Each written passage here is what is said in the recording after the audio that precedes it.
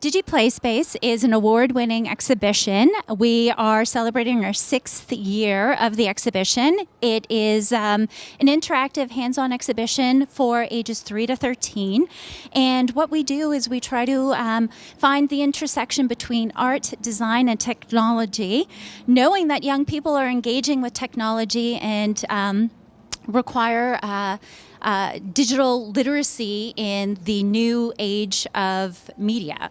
So we're so excited to be able to have the exhibition for the 6th year. We've got an amazing lineup. We have 23 installations from 8 countries, and there's something for everyone. Really, we've tried to address diverse learning styles and accessibility, and trying to find really the best of installations and technology for young people. So I introduced the exhibition 6 years ago, and what I wanted to do was really, initially it was going to be a 2-week exhibition to accompany our TIFF Kids International Film Festival, recognizing that young people are engaging with media in a very different way, and the world of film is evolving and changing, and we wanted to address that. And in the 6 years that digiPlaySpace has been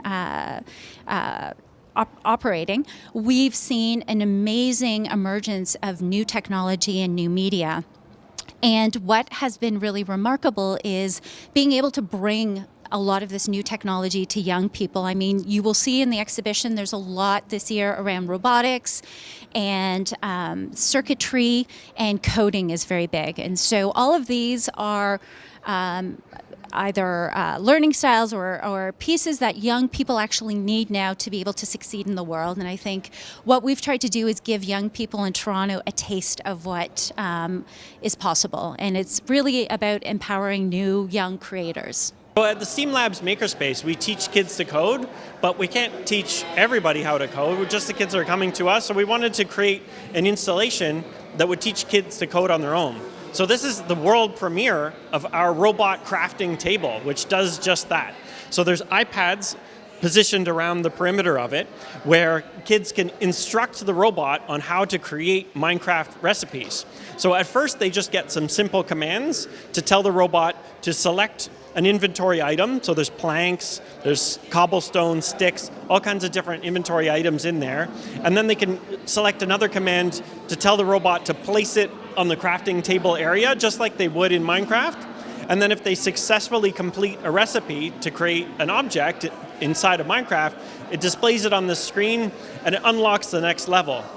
And which each new level that they unlock, they get more coding concepts introduced as well. And they have to use those coding concepts to complete the next level to unlock more recipes and more challenges. So in that way, not only commands are introduced to them, but they learn if statements, repeat loops, variables, all of the core concepts of coding, so that they can come away from this exhibit not only having fun, but having gained some coding experience as well. After this exhibition, we'll be displaying this in our STEAM Labs Makerspace for anybody to come by and try. And we're also hoping that science centers around the world might be interested in housing it at their science center as well. Because science centers do a really amazing job at introducing science concepts and teaching them in a hands-on way. But I haven't seen a lot of science centers teach coding and other technology concepts in that same hands-on way. So our biggest hope actually is to kickstart that, to inspire science centers to do this kind of activity there. So with that in mind, we're actually going to open source all of the code and other kind of designs that we've used to create this, so that other people can make it. And also if they want to hire us to make them one too, then we can do that as well. We have an amazing team of curators. We work very closely with a number of international artists. A number of the artists in this year's show have worked with us in the past, and we want to celebrate and promote Canadian talent, and a number of Canadian artists are featured in this year's exhibition. We work very hard to solicit and really look at what is happening in new media around the world, and we have been very lucky to develop very strong relationships with international and Canadian artists. The reason that I love Nifty Fish is it's a really great experience that comes together due to a lot of different little components. So for example, the experience begins very intimately. It's you on your phone, and you get to be creative and design your own fish and sort of express yourself that way. And then when you're ready, you fling it up into the public tank, and now you're sharing it with the world, and you're getting to be part of this larger public art experience. But the real magic comes in that flick from the phone to the big screen.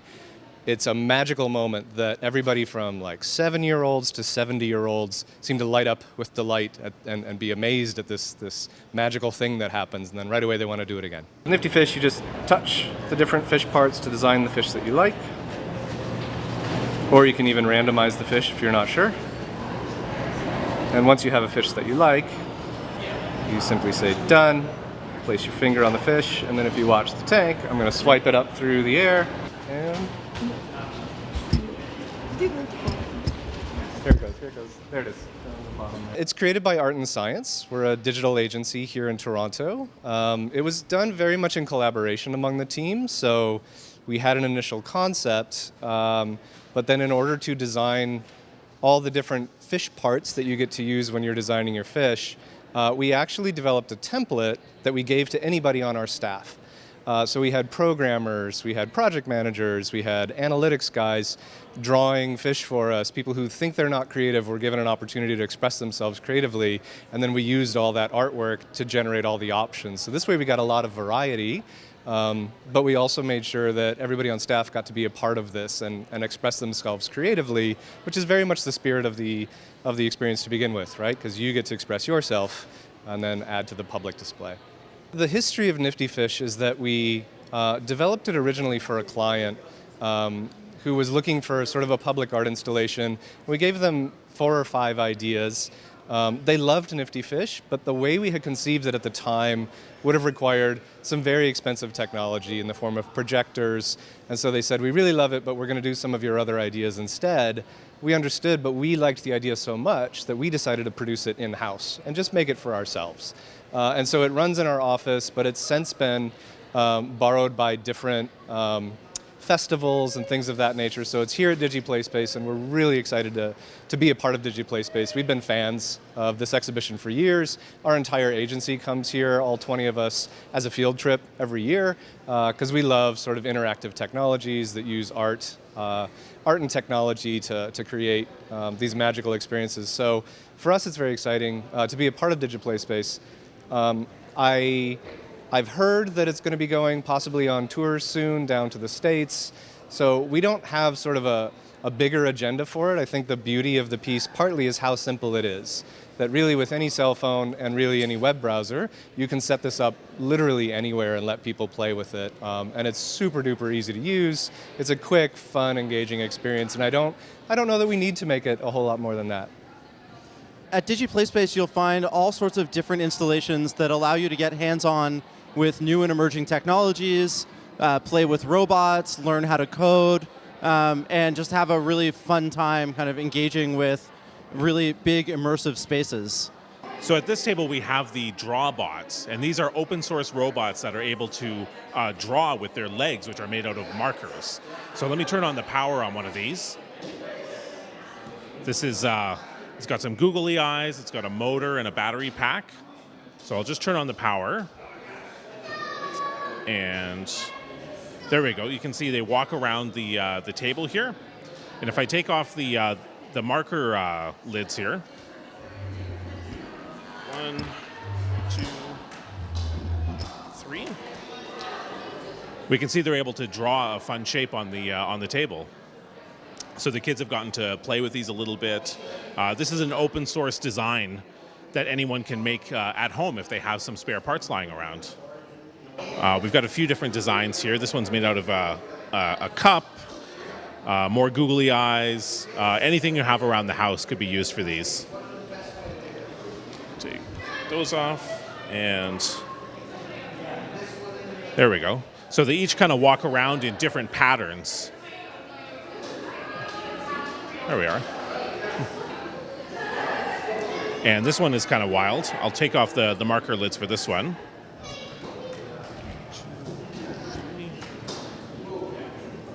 And there we go. That one spins around. Yeah. So these are the draw bots.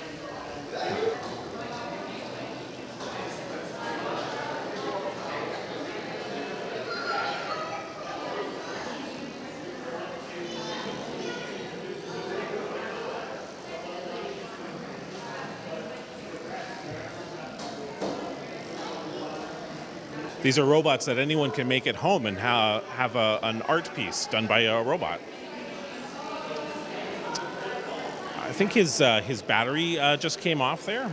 It's a simple design to start with, but you can imagine how if you were to scale this up into something more intricate, you could actually make some really impressive works of art using either regular markers, paint markers. You can imagine any type of drawing apparatus that you could turn on to plug into a motor basically, and just your canvas could be anything. You could have a whole floor of these running and bumping into each other and making interesting robotic artwork. It would be pretty cool. We go through a multi-step process to curate the show. We start with open submissions, but we also look around for people who are doing interesting things. We look at other shows. We try to get a sense of who's doing what and what themes are emerging from the work that's happening. So we don't start with a theme. We start with looking at all of the work that's happening, and then we let the theme come out of that. And so this year we looked at hundreds of pieces, and of those hundreds we saw some emergent themes. Creative coding, robotics, artificial intelligence, algorithms, futurism. And so we tried to put together a collection of pieces that represented the most fun and interesting and unique takes on those kinds of topics that are so important to everyone right now. So I'm Don, I'm from STEAM Labs, and so this is our logic gate puzzle. So the way this works is the kids would throw styrofoam balls into these holes to solve a puzzle. So right now, we have 4 OR gates, meaning I only have to hit one or the other to turn on this gate. So if I hit this one, that activates that gate. If I hit in this ring, that activates this one. This one activates all of the gates, and so we have all 4 activated. But when we get into end gates, that means that I have to activate both of these rings to turn on that gate. So that activates that OR gate. This activates this ring. This one would activate that end gate. And because this one is an end gate, I would have to activate this ring and this ring. So if I stick my hand in here and stick my hand in there, it solves the puzzle completely. When we choose pieces for the show, we look at a lot of different criteria. One is simply how much fun will it be? Another is looking at educational elements. So what can we teach kids about? What can we expose them to that they wouldn't ordinarily get to see? We also look for things that use technology in novel and interesting ways. So if it's repurposing technology from another industry into something that's more creative and more expressive, that's really interesting to us. We also look at feasibility, like can we get it? Is the artist available at the right time? Are they interested in participating? So there's a whole kind of complex set of criteria that go into putting together the show. We would absolutely love to hear from artists. So what we do at TIFF is typically in August we will have a submission form that goes up on our website, and we will encourage artists or people who are working in new media to submit a new work or a piece for consideration for digiPlaySpace in the future. We work with a number of different partners, and certainly we've had sponsors of the exhibition in the past. Sego Mini, who is a local app developer, they have worked with us for many years. We're delighted this year they've come on board as the acclaimed presenting sponsor. So we work with a number of different consulates and organizations year-round, and really it's about trying to connect the artists not only with the organization but with also companies that we want to see succeed. And there's lots of opportunities for intersection with local companies as well as international companies. The Canadian government supports TIFF Lightbox and TIFF, so we're delighted to be able to have such an amazing and inspiring exhibition. One of the pieces actually this year is Canada on Green Screen, which is an opportunity for us to partner with Parks Canada in this year of the Sesquicentennial for Canada 150. So we've got an amazing experience that young people can engage with green screen technology and travel the country to see the historic sites and national parks.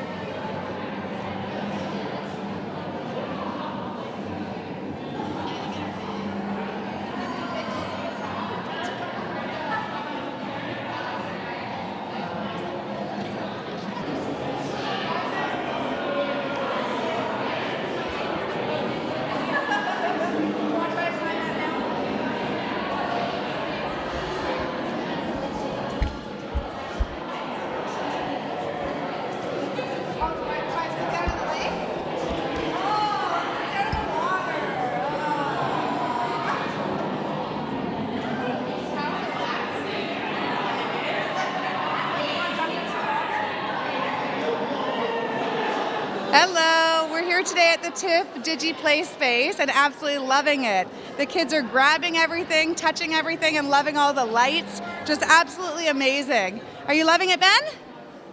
Yes. What do you like best? He really liked the Osmo coding. He really enjoyed that and learning about circuits with LED lights.